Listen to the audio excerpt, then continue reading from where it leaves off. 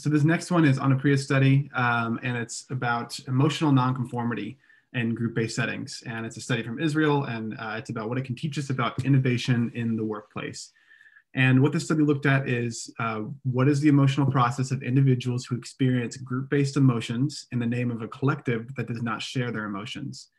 And I found this interesting. So 97 Jewish Israeli participants were asked to fill out a short questionnaire post reading a story that was supposed to elicit guilt in them. And the story was about an Arab girl born in Haifa, which is a big city in Israel, who got deported due to a new immigration law despite her need for immediate surgery. And this girl was the daughter of an Israeli Arab father and a Palestinian mother from Gaza.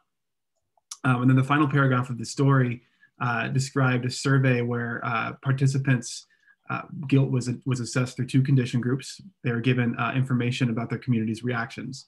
In the high collective guilt condition, participants were told that 81% of Jewish Israeli readers felt a certain degree of guilt after reading the story. And then in the low collective guilt condition, they were told that 81% of readers didn't feel any guilt after reading the story.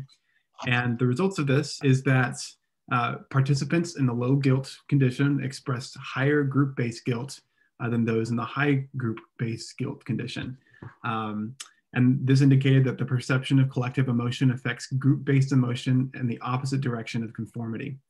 They concluded that it could be either as compensation for the lack of collective emotion or as an alleviation of the emotional response when the appropriate collective emotion was expressed.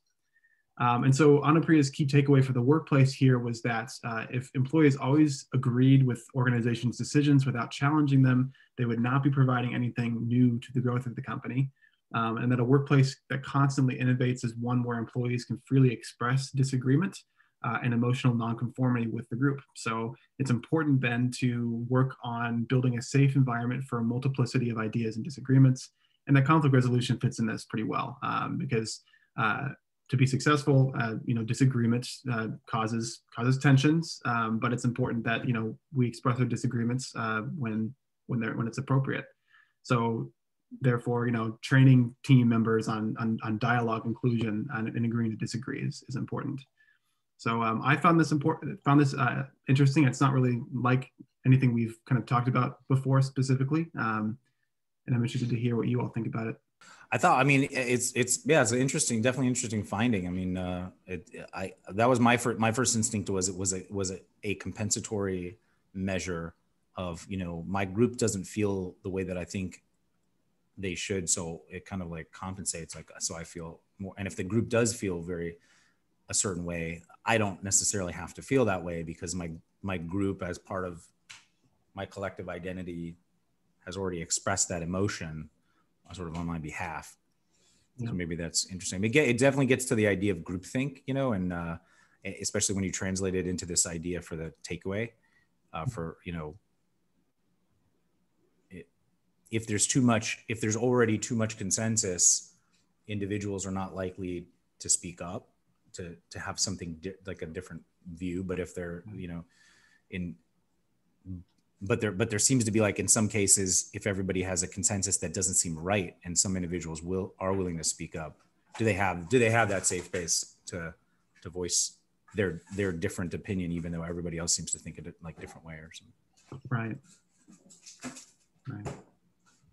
It's interesting to think about the guilt complex here, and how that, I didn't think about it in the case of like being in a bigger group, but how guilt motivates people to feel certain things when others don't. It's I don't know. It shows to me like how easily we are persuaded by those around us, and how that's just a measure of influence.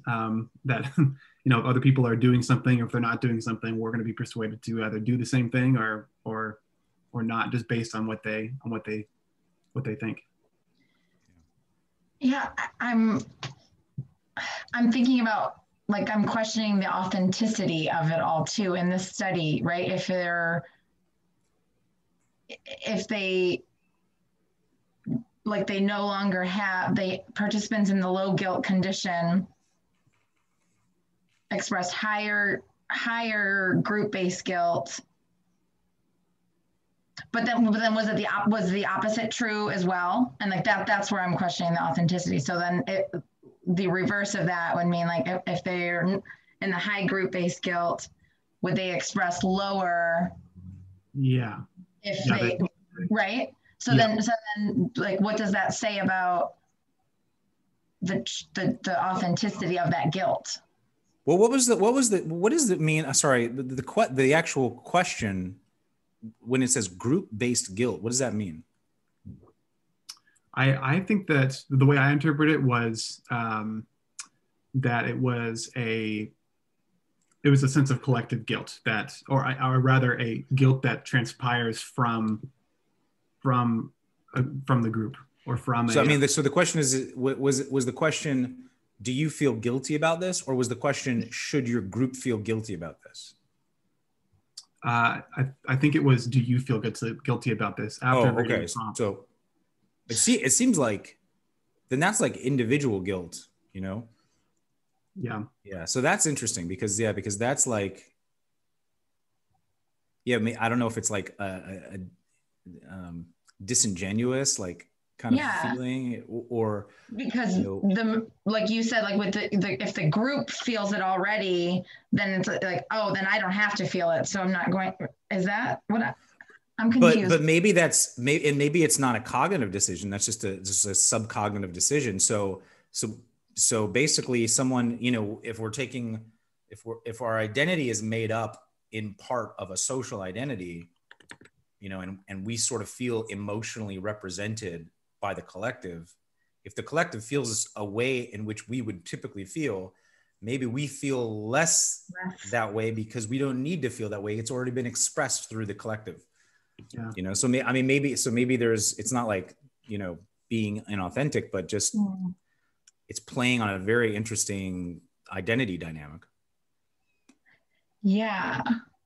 Like, is it taking almost relieving like the stress of the guilt, because it is equally felt by my shared group?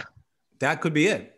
I think there's research on that. I haven't looked into too much, but I remember reading something like that where it's like, there's like this collective emotion research is pretty interesting. I think you're right about that it relieves the stress or it relieves the need to feel something if I know if somehow, even unconsciously, I know that collective feels it on my behalf or something, It makes me think of, well, this isn't quite related, but it makes me think of, I don't know, like protecting the earth to a degree, like people who litter or something, kind of the same kind of mindset you go into, like, if I see a piece of trash on the beach or something and I'm walking by and I'm like, do I pick that up or do I not pick that up? And then I see other people walking by and they're not doing anything about it. And I kind of conform to that. I'm like, well, if they're not doing it, I'm not doing it. Like shouldn't feel really guilty about this.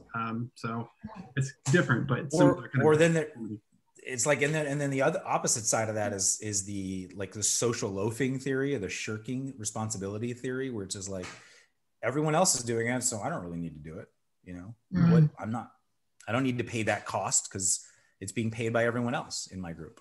Right. But again, I would question the authenticity of that individual then, if they're making a conscious choice. But sometimes this stuff is subcognitive, right? So it's like, they just don't even think about it or like consciously feel it because somehow, unconsciously the collective has already taken that role and I don't need to take it or something. Mm-hmm.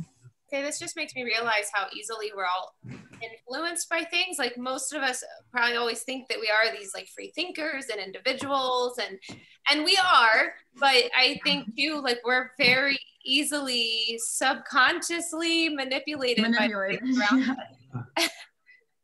I'm reading Influence by Cialdini.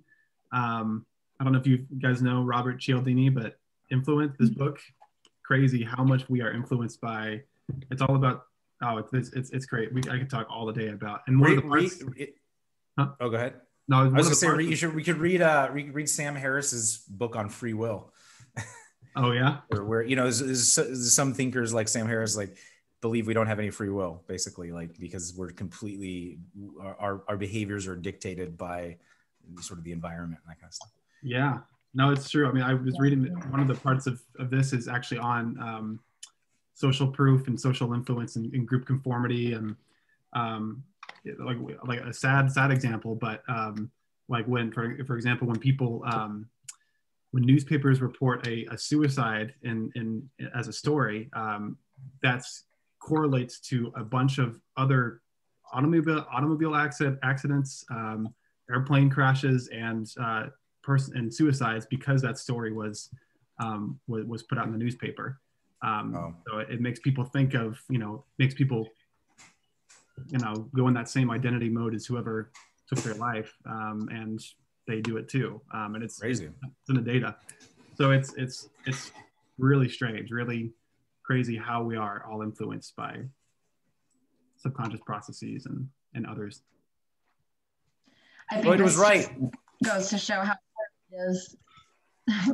What was that, Jeremy? Said Freud was right. It's all in the unconscious. I got a coaching call right now. I gotta jump off, but so you guys continue. I also do, but just closing thought, how important it is for organizations to have this, to stand for like a positive vision or mission or something like that, in order to that group manipulation in a good way. Yeah, and providing like a safe space to like challenge ideas. Okay, we're all on the same page. Does anybody have a challenge to this idea? That should be important. Yeah.